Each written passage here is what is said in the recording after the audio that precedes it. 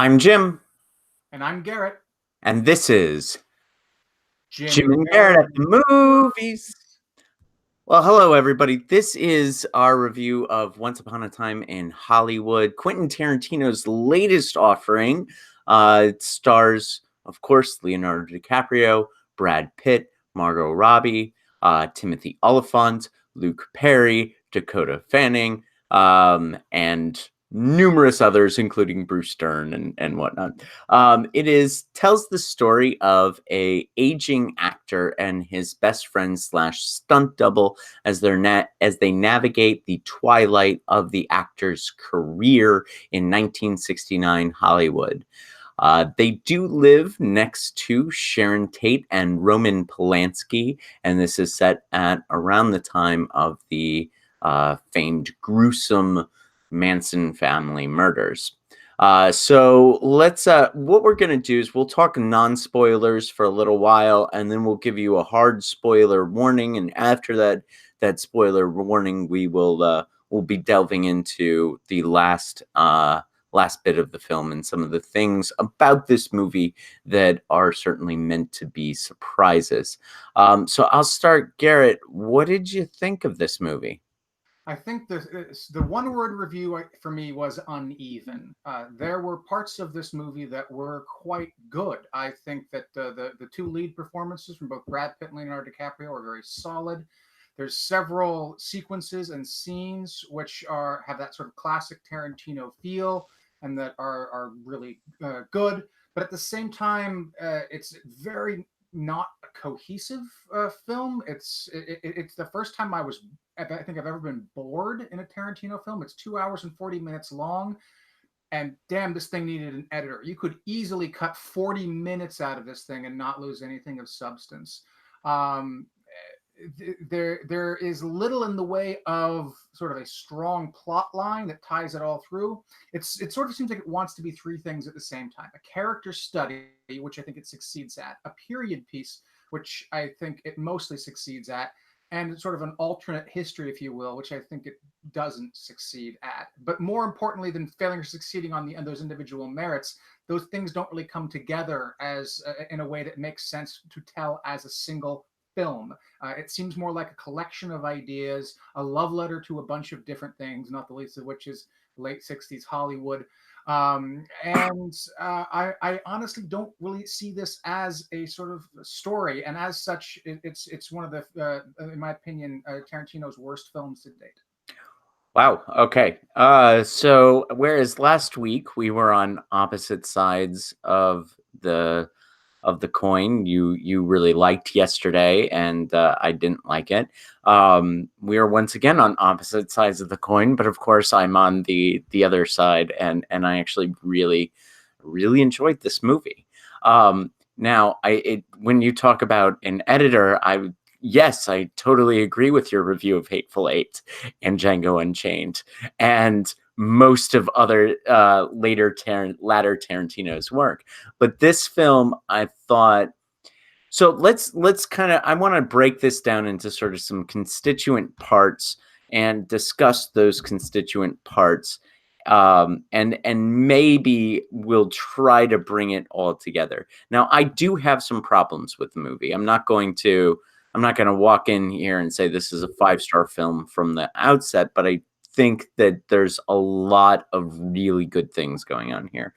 You mentioned the performances by Brad Pitt and Leonardo DiCaprio. I could not agree more. I actually think that this is some of those actors' finest work.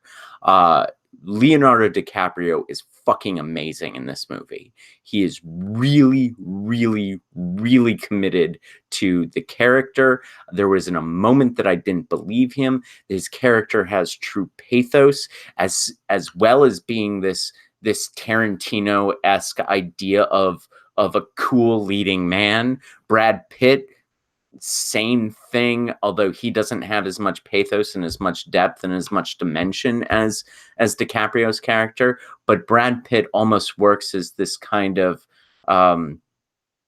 stabilizing force within the film. You almost feel really secure anytime the Brad Pitt character is is on screen. And there's the moment that's portrayed in the trailer that happens in the first act of this film that I think, he's leaning out the car and he says, "Don't forget, you're Rick fucking Dalton."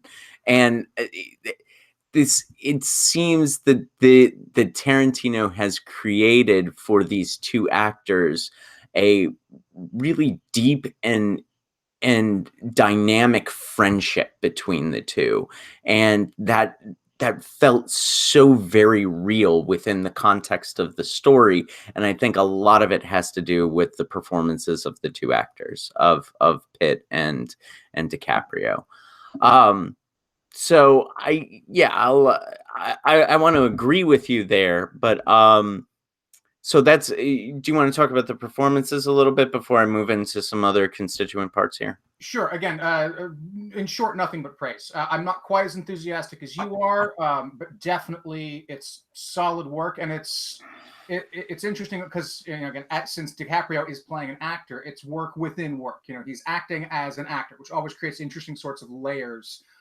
Because when an actor does that right, they don't simply act the part within the part the way they as an actor would. They have to act it the way their character would act it. And there's a lot of sort of subtlety and nuance that can go into that, which makes it interesting. And again, I think DiCaprio does an excellent job at that. And there's several sequences and scenes in which you sort of get this, maybe not a deconstruction is probably too strong a word, but you get a slightly askew lens on the kinds of performances that actors like this turned out in the 50s and 60s on these old sort of Western television shows. And if you have any sort of love at all for those, it's interesting to sort of get a quasi peek behind the process. And you care about it, even if you don't care about the genre, you care about it because you care about DiCaprio. And he definitely draws you in. And Brad Pitt in this is a solid, stable, strong guy. I mean, not quite a badass per se, but the kind of guy that strong friend you want in your corner. And the relationship between the two of them is both well written and fantastically acted. There's some complexity and some nuance there. It's all good. And were we just reviewing the acting, I would have nothing bad to say about this film. Yeah. I hear what you're saying about the DiCaprio acting scenes where DiCaprio is acting as the character acting, and I agree with you that there's a lot of depth in those scenes, and I think that it's amazing work by DiCaprio because I think you can feel the character's desperation underneath the character that the character is putting on, and it's masterful work by him. I mean, this is some of his best work, and this is a career that's included The Revenant, What's Eating Gilbert's Grape, This Boy's Life, and other fine, and Departed, and other fine films. And speaking of acting, it's probably worth mentioning just quickly, this actually is the final role of Luke Perry, who died earlier this year at a tragically young age of 52. I can't say he's an actor I particularly cared for, but it did sort of strike me to see him on screen and going, oh, wow, I didn't realize he was in this. And so it's a not a bad swan song for Perry. And I thought he was good too. I mean, he was a very, very small part, but I thought he was good. No small parts, my friend. No small parts. He doesn't have a lot of screen time. Yes, there you go. So let's talk about, I think, the second constituent element of this film that I think is really important, and that's the mise en scène, the milieu, the environment that Tarantino creates. Now, I didn't live in Hollywood in 1969. But this feels amazingly authentic. There is nothing anachronistic about it, except for the post-credit scene, which is a commercial for Red Apple cigarettes, sort of Tarantino making fun of himself. The environment of this movie is meticulously crafted, incredible production design, incredible cinematography, incredible costume design. This felt like 1969 Hollywood, even though I myself have not been in 1969 Hollywood. After watching this movie, I really feel like I have. I really feel like I know what it's like. Again, Um, total agreements. Yeah, everything from the hair and makeup to the set design, to the cars and the street setup. Indeed, impeccable. The crew who worked on that definitely deserves praise. There's several sequences, but one in particular I'm thinking of where Brad Pitt is driving at high speed through through downtown Hollywood, and you're moving so fast that you can barely see what's in the background, but you sort of feel like, my God, someone put a lot of work into making that part of the strip look real, and you just saw it for a quarter of a second as it's flying by. right, right, That's right, a right. labor of love right there. And that's again, once more, a truly an excellent part of this film. Mhm. Was that aspect of it. So let's talk. I want to talk about this story. I want to talk about the story a little bit now, and then I want to talk about the thematic elements of this film when we get to the spoiler parts of the film, because I think the thematic elements that you might have some that we might have some discussion about are best served when we're able to talk about the last bit of the movie. Um, so the story, there's really three main story arcs that take place here. The first is DiCaprio's character. The inciting incident is essentially him, and this is revealed in the trailer where he's lighting the cigarette and he's like, "I'm done. You know, I'm a has been now," and so it's sort of this transitional moment in his career where he goes from being the guy to being the guy behind the guy. He goes from being the guy to a supporting character, and how and the journey for him is navigating that both artistically and as it relates to his ego.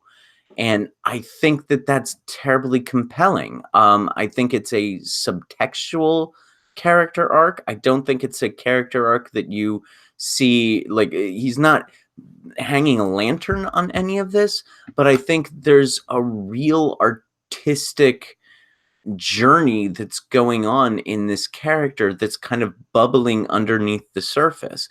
And one of the scenes, now I'm about to admit something here that I don't know if I really want to admit, but Tarantino has never really made me emotional. He's never really made me cry, or he's never made me, get any feeling, deep feelings, whatever.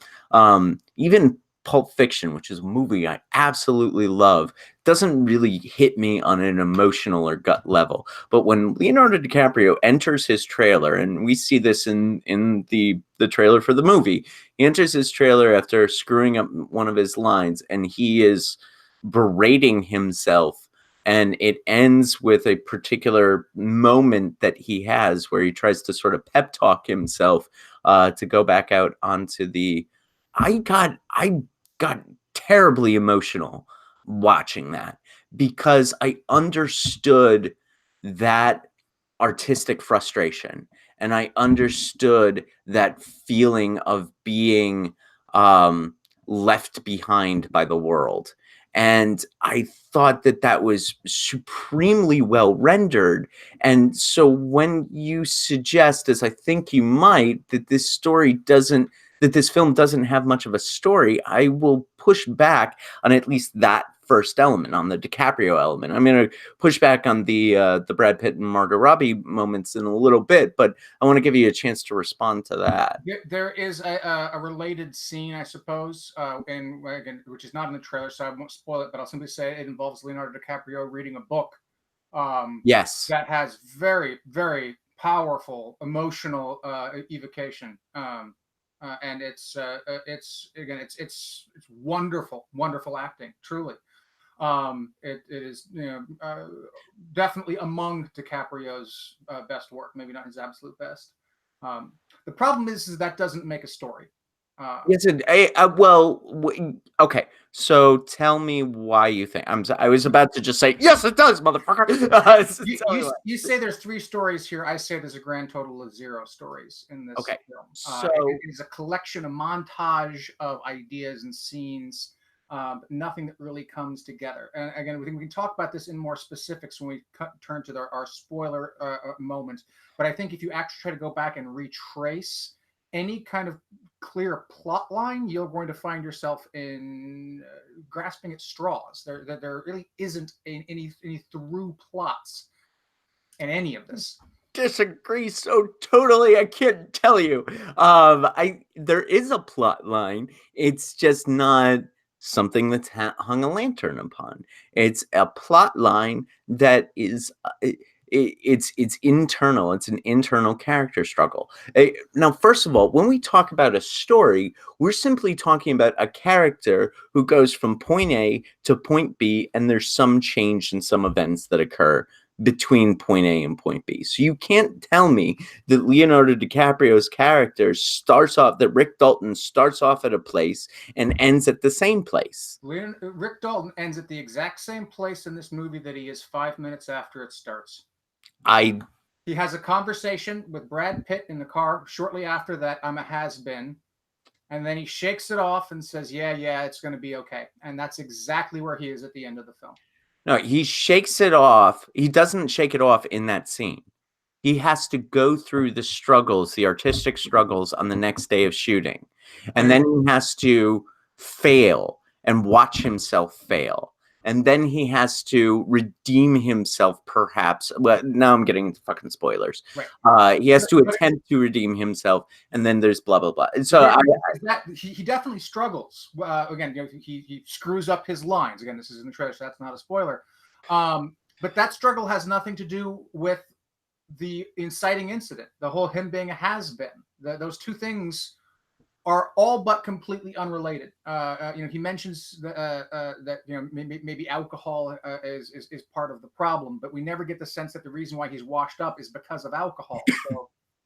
Yeah. Okay. I think in order to talk about this, we'd have to get into spoilers. So before I push back on that comment, I'm going to back up and say, all right, we'll talk about that in our spoiler section.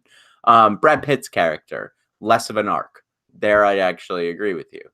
But then again, isn't that the point of that character? Yeah, I mean, in some ways, I might sort of criticize the character for sort of being, in a lot of ways, kind of like a doormat. I don't think he's a doormat.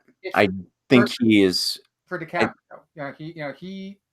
He doesn't really have a whole lot of agency or autonomy distinct from DiCaprio's character. Again, I'll save some things here for the spoiler review, but suffice to say, there is very little he does in this film that is not at the behest of Leonardo DiCaprio.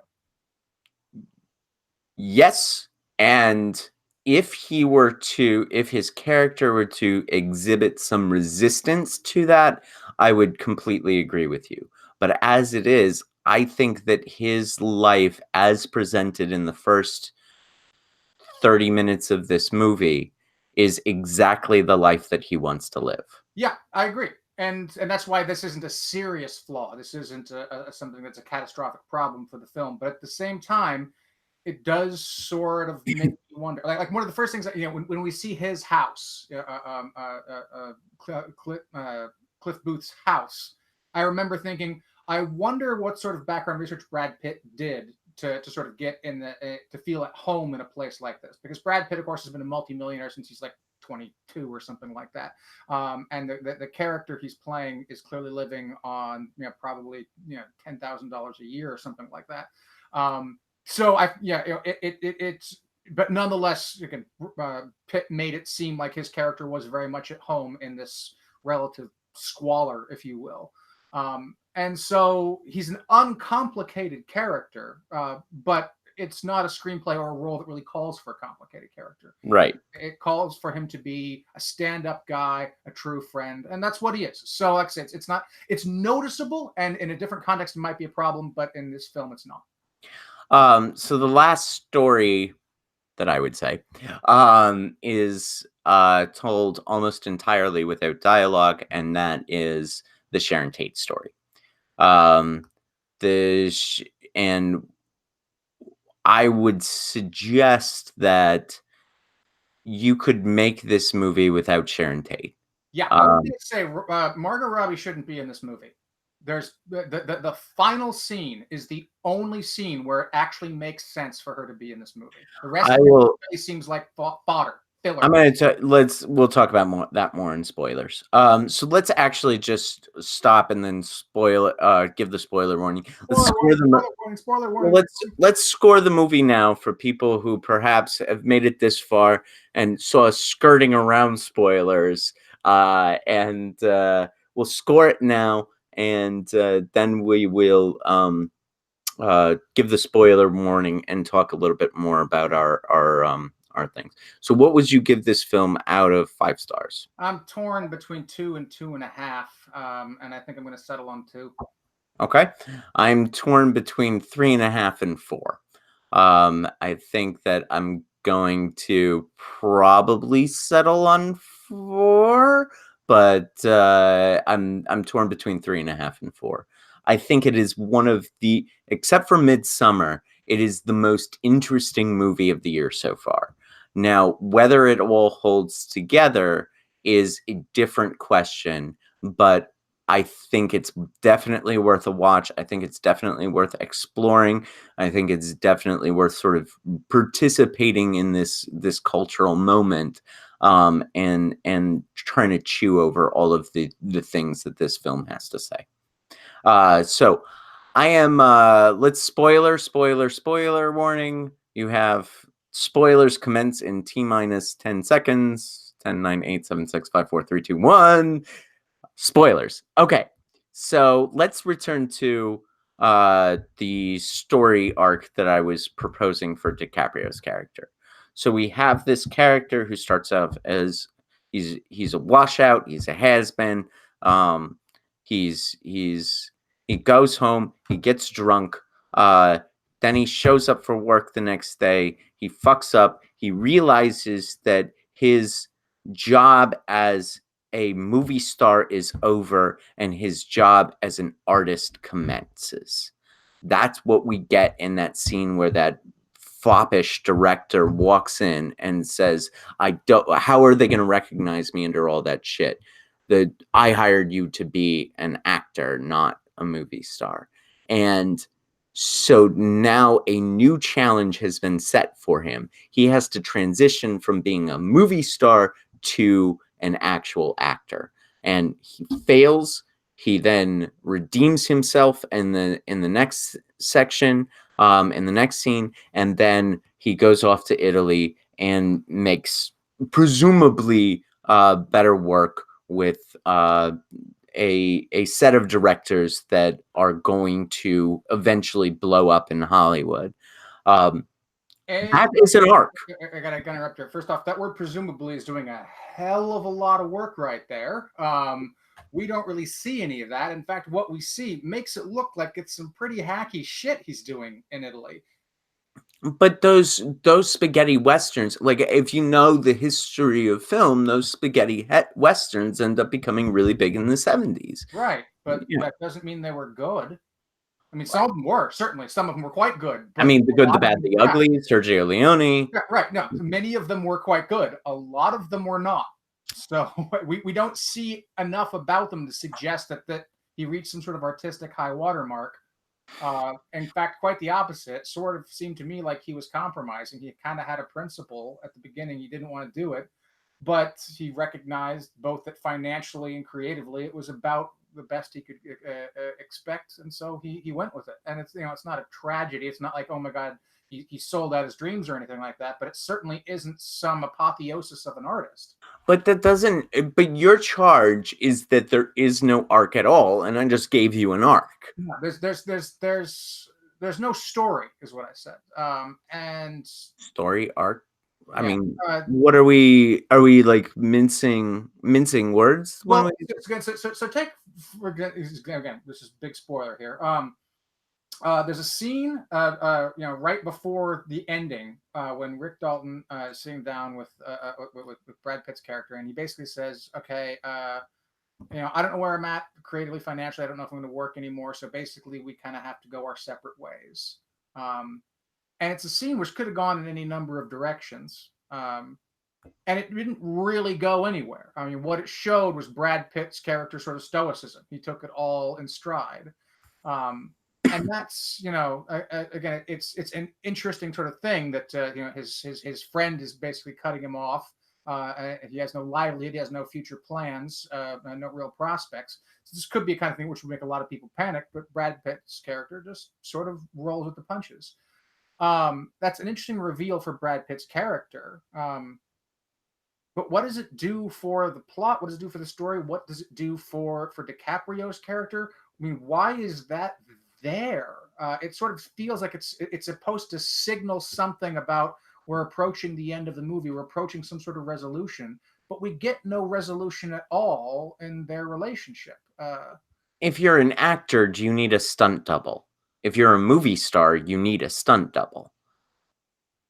Like, I think that there's a real transitional shift, and this might be something that Tarantino is saying about the difference between 60s movies and the 70s when artistry really exploded in Hollywood film. I mean, those are the days of Sidney Lumet, Francis Ford Coppola, Martin Scorsese, etc. All of the people that Tarantino really admires.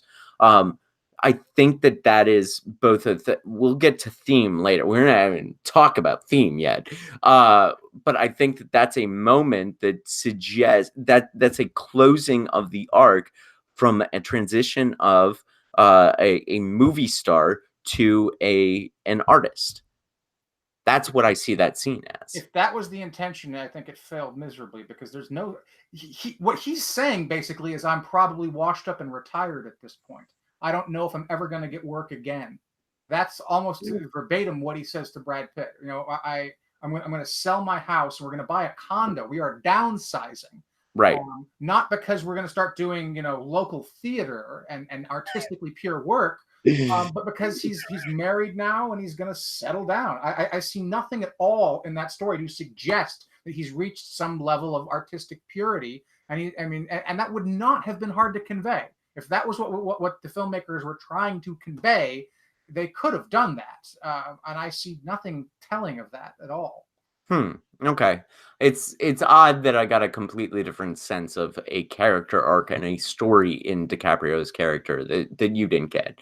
And maybe that's of course it's entirely possible that I'm reading into it, and it's entirely possible that we're missing everything. Let's talk about some Sharon Tate.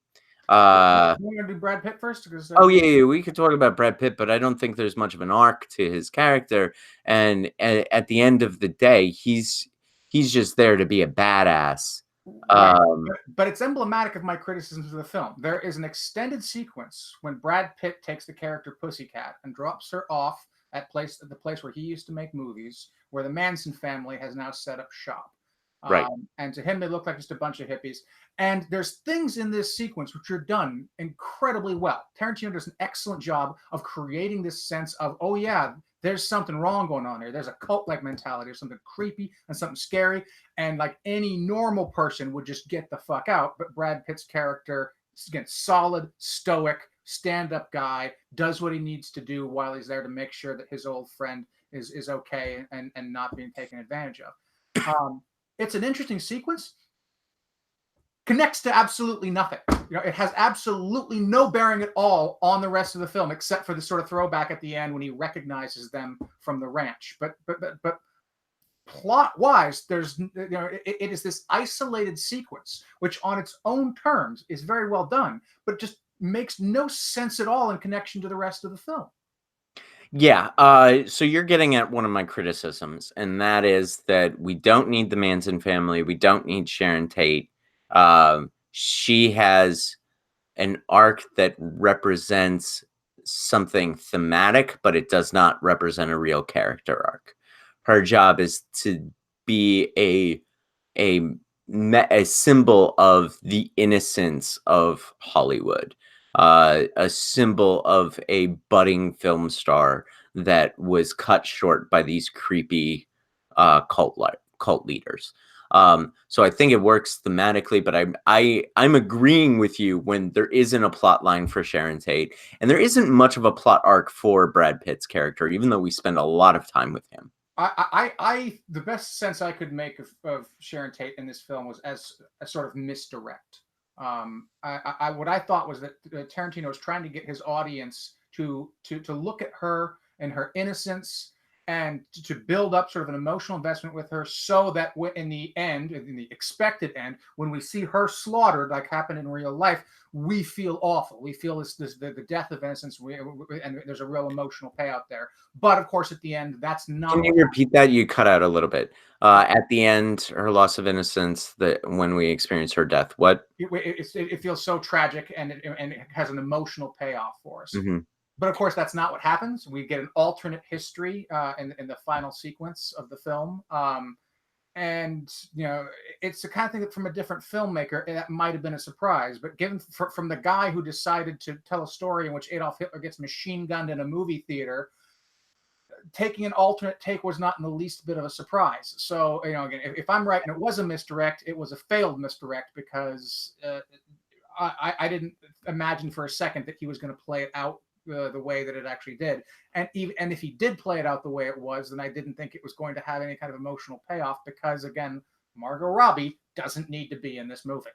Right. I agree with you. I think that we did have an argument about this before we both saw the movie, didn't we? Where I was like, "Oh, it's gonna be another Inglourious Basterds bullshit," and you're like, and I think you took the opposite side of that and said that we were going to not get to see, but that Tarantino was going to stick with the history. So it was it. Did we have that argument or not? No, as I remember it, it was are we going to see the Manson family get machine gunned, and in the same way we saw the Nazis get machine gunned? And I didn't think he was going to do that, and he didn't do that. So Yeah, he flamethrowered them to death instead. he flamethrowered one of them. One of them, yeah. It was one that was all. She was basically dead walking at that time anyway. But Yeah. So I think thematically, I think Sharon Tate represents this innocence of Hollywood, this innocent character whose life in real life was tragically cut short. But he's juxtaposing the DiCaprio, what I consider to be an arc, with Sharon Tate as a character uh who hadn't had the chance to be a movie star or an artist, or she didn't have the chance to experience the type of life that he did. So the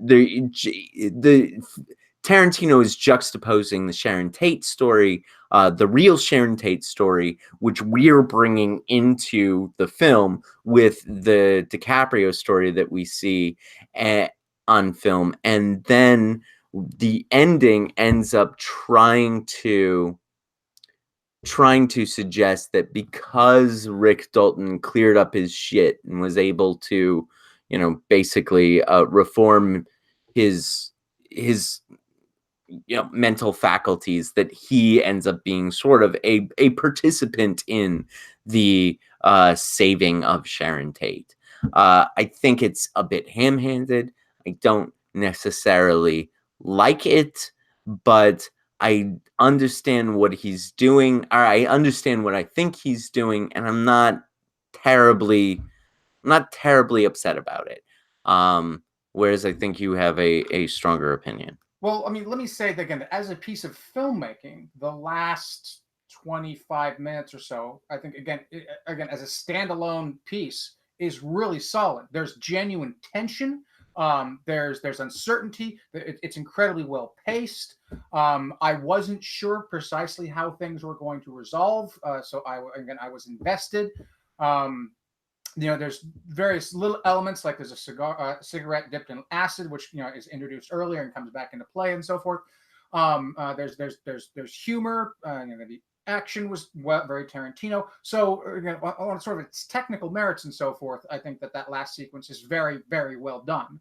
Um, I'm conflicted about taking this real genuine tragedy, this horrific crime in which multiple people were killed, and in many ways one of the sort of crime of the century type situations, and transforming it into a piece of pure entertainment.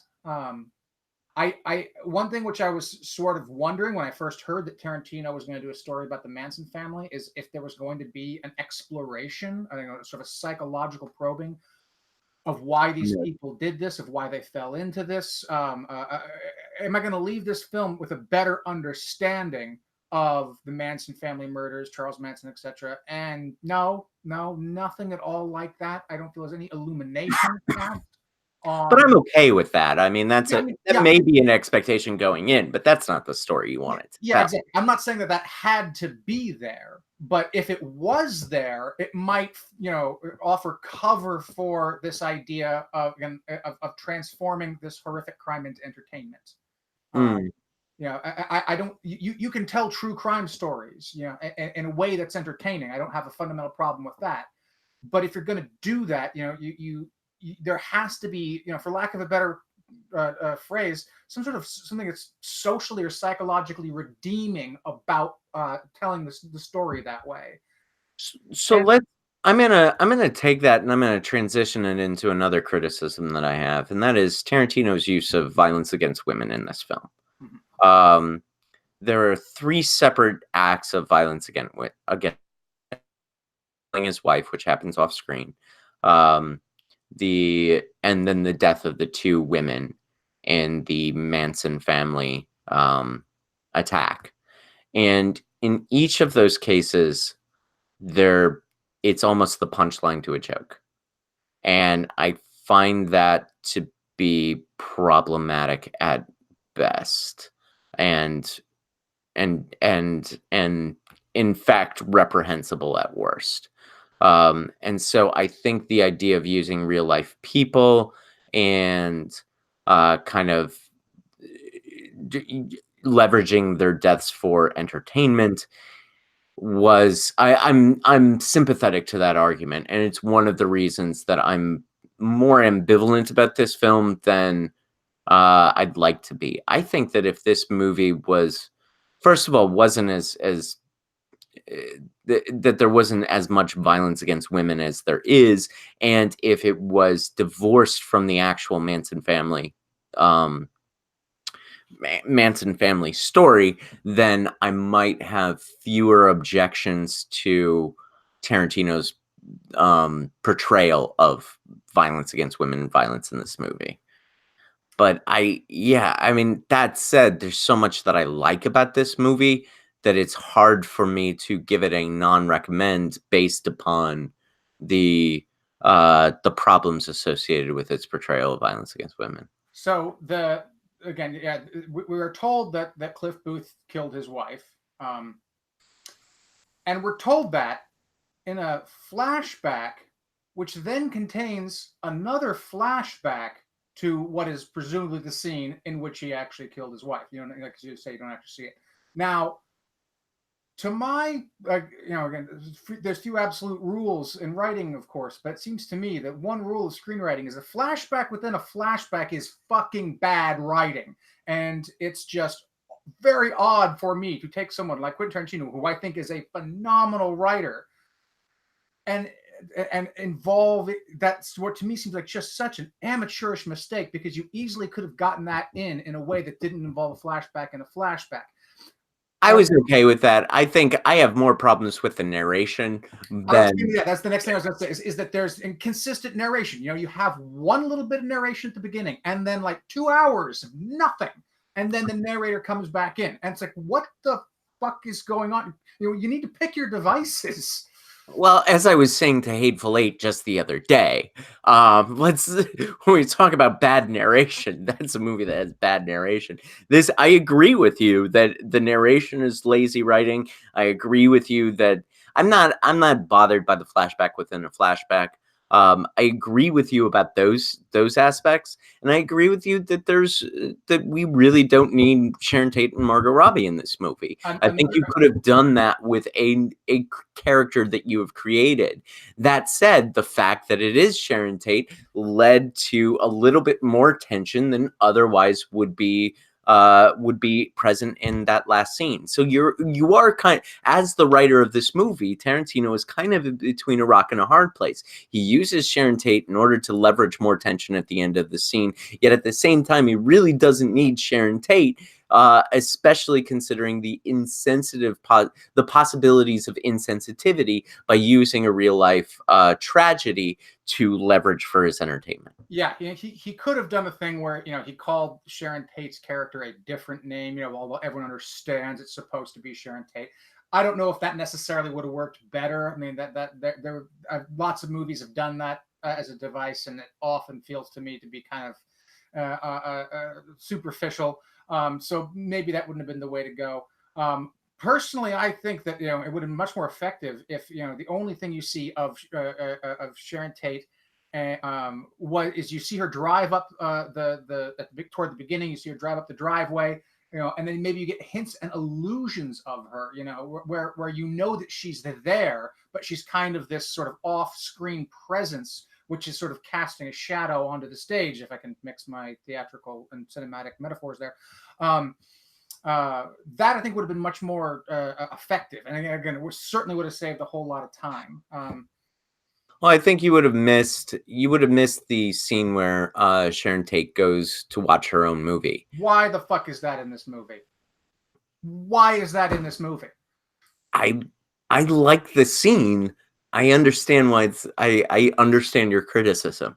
At the same time that I understand your criticism, I also really enjoyed that scene. As a scene, I have no problem with it. Again, Margot Robbie's performance is fine. She has this look in her eye. Again, she captures innocence well, etc. Again, if you take that scene in isolation, it's fine. What the problem is, it doesn't make any sense in the film.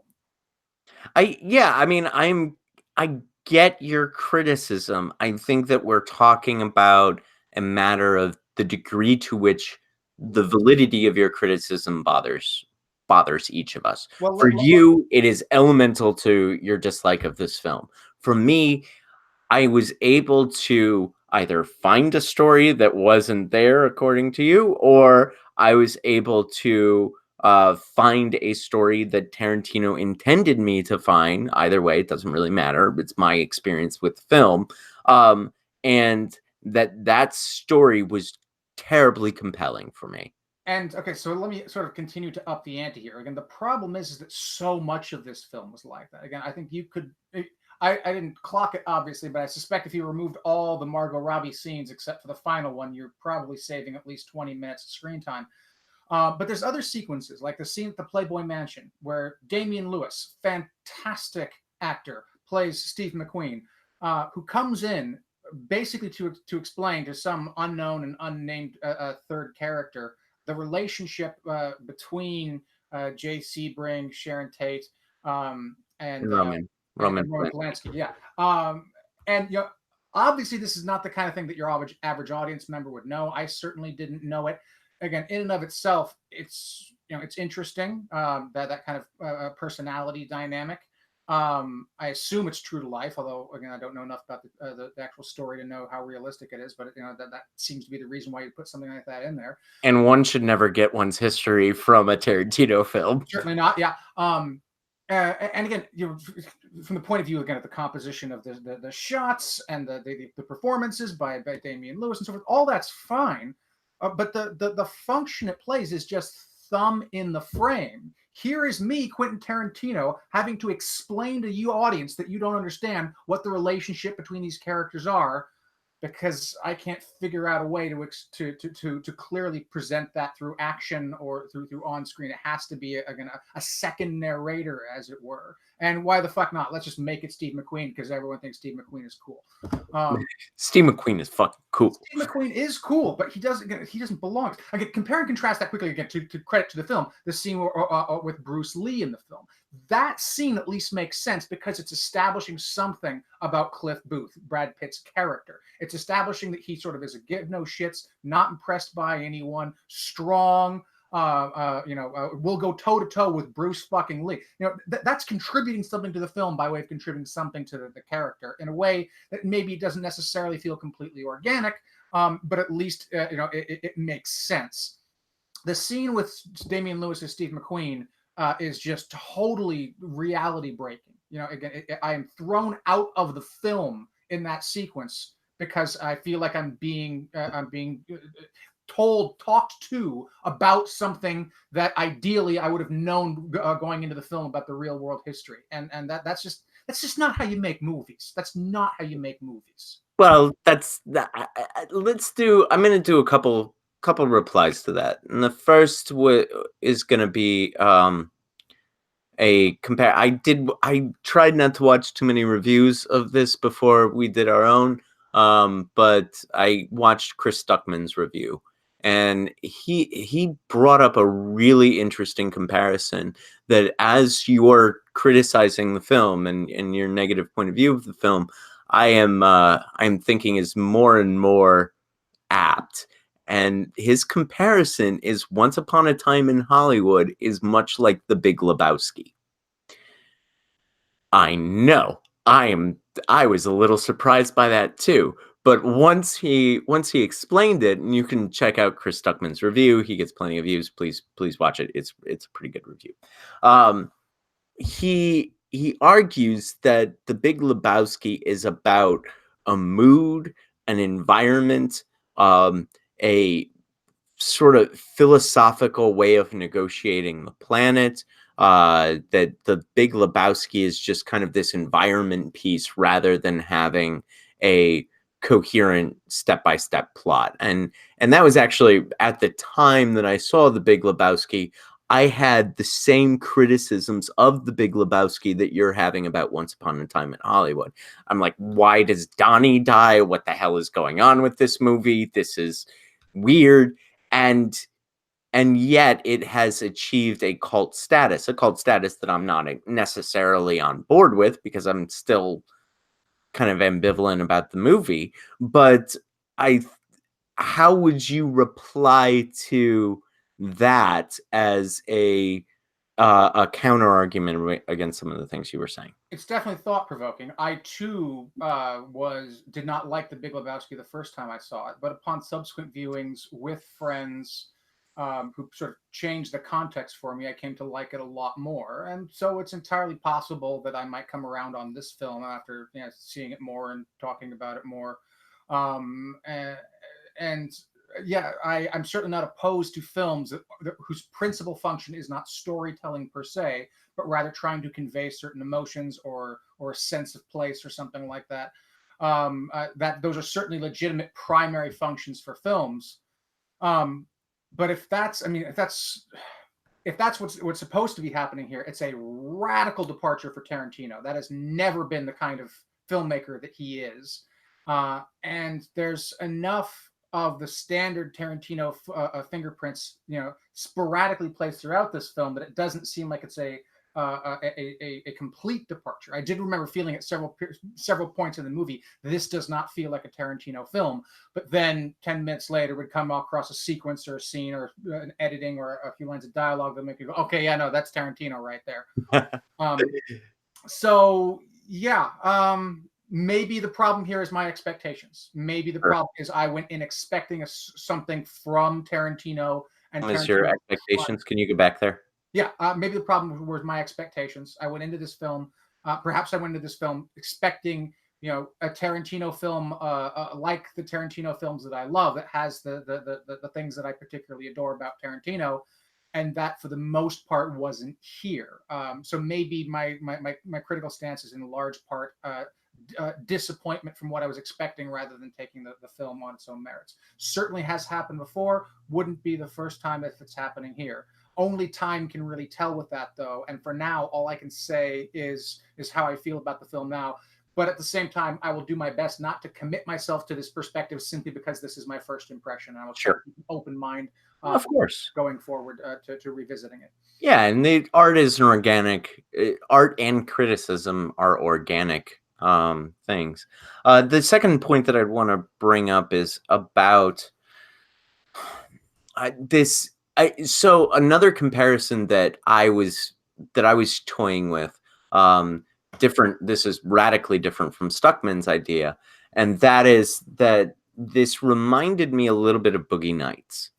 Boogie Nights is a movie about the transition from the 70s to the 80s and how what was acceptable in the 70s and what was celebrated in the 70s became sinful in the 80s.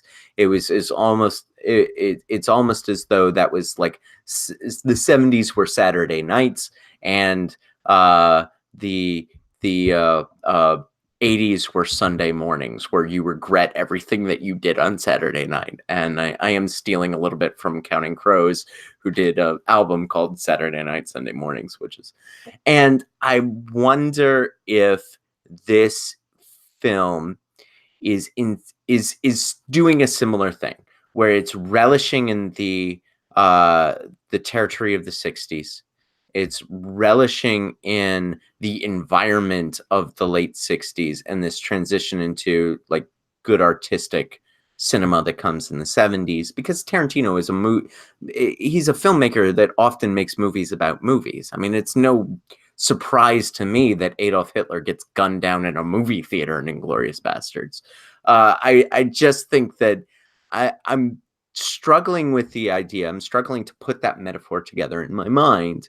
That what you see are sort of plotless elements are actually relishing in this thematic um, resistance to this thematic demonstration of, maybe not resistance to, but demonstration of transition in filmmaking that occurred in the late 60s to the filmmaking that occurred in the 70s. Do you, how does that affect any of your criticisms, especially when we sort of look at it in a broad scope of sort of a history of film? Well, I certainly, again, I didn't have that in mind when I was watching it. Maybe if I went back and watched it again while thinking about that, I would see different things and appreciate it differently. But I had somewhat a similar thought when you were talking about Sharon Tate as sort of the symbol for the innocence of Hollywood. I too did not live through 60s Hollywood. But I never thought it was all that innocent. It certainly didn't strike me as a town that was, I mean, even go back to the 40s and 50s, and you go back to Chinatown, right? The film Chinatown. You see a picture of LA there, which again is not necessarily historically accurate, but Roman Polanski film, mind you. right, indeed. But it's certainly if you call it the received view of Hollywood. Hollywood, as long as it's been an industry town, has had that kind of jaded cynicism to it. So I don't, again, it doesn't really click with me to say that Margot Robbie's character represents the innocence of Hollywood in the late 60s about to transition into the 70s. I mean, maybe by innocence you mean lack of sophistication or something like that. Before film really became an art powerhouse in the 70s. That makes a little bit more sense if that's what you were going for. But it's sort of the same thing. I mean, I suppose it's worth noting that I was not a fan of Boogie Nights either. I mean, again, there was things about it I thought that was certainly quite solid, certainly quite good. But overall, as a film, I didn't really care for it. So if That is one of my favorite PTA films. It's probably right below There Will Be Blood on my top of PTA. I really like that movie, well, but you didn't have that many movies, so no. but All of them are good. It's amazing. Like his batting average is fantastic. But he again, there's as a director, I agree. It's the writing that I didn't care for. Again, it is very much the story of Boogie Nights that I had a problem with. yeah.